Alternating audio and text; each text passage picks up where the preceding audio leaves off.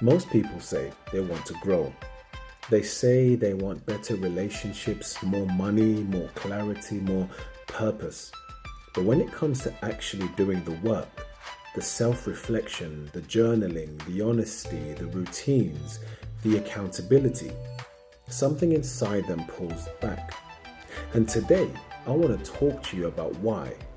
Because once you understand this, you stop fighting yourself and you start transforming yourself.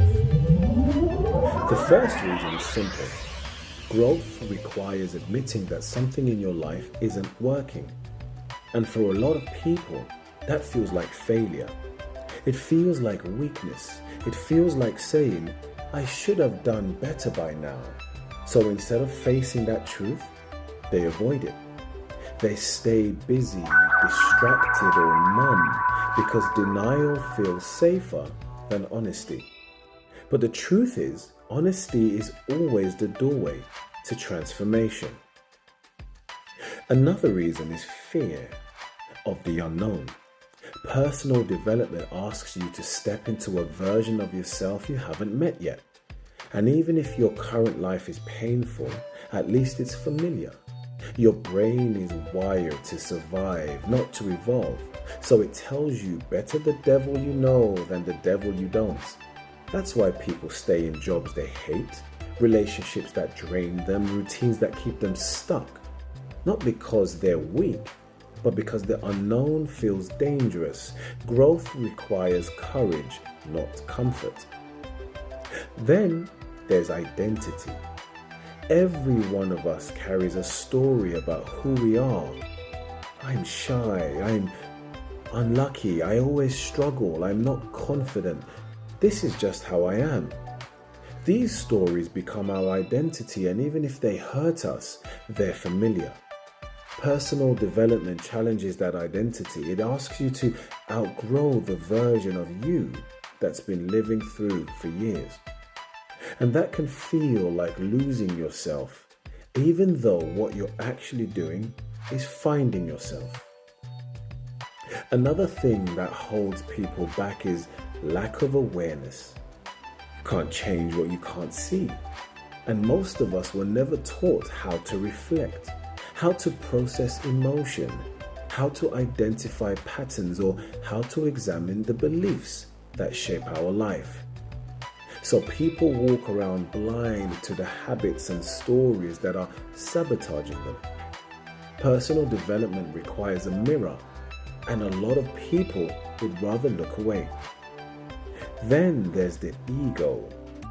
The ego hates being wrong. It hates feeling vulnerable. It hates not knowing. So the ego whispers things like, you're fine. You don't need help. You already know this. It's other people who need to change. And the ego will protect your limitations with the same intensity it protects your potential. That's why humility is one of the most powerful ingredients in personal development. Another reason people resist growth is because it looks like hard work. True development requires honesty, discipline, consistency, and sitting with emotions you've avoided for years. It requires breaking patterns that feel like home. People want the transformation, not the discomfort it takes to create it. But nothing grows inside comfort. Comfort preserves who you've been. Discomfort introduces you to who you can become.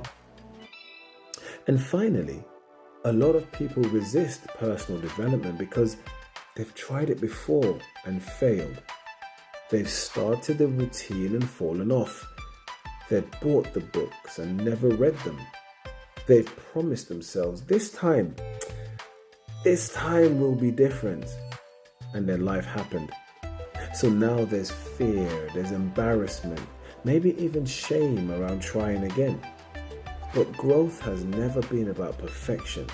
It has always been about persistence. Here's the truth.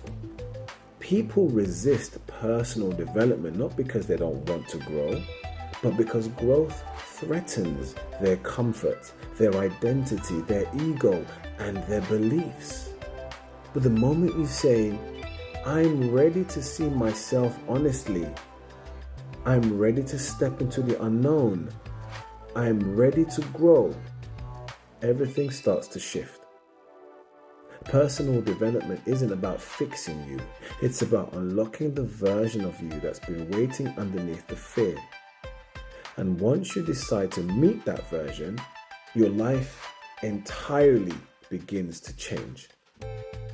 Folks, if you take anything from this message, it is about not playing small, not limiting yourself, not allowing the negative thoughts to be able to restrict the version of yourself you want to become. Because essentially we create the limiting beliefs, so therefore we can recreate the way we perceive them. Choose power. Choose power. Choose power. This has been James, your purposeful coach, coming at you with another thought of the day. I look forward to sharing the next one with you. Ciao for now.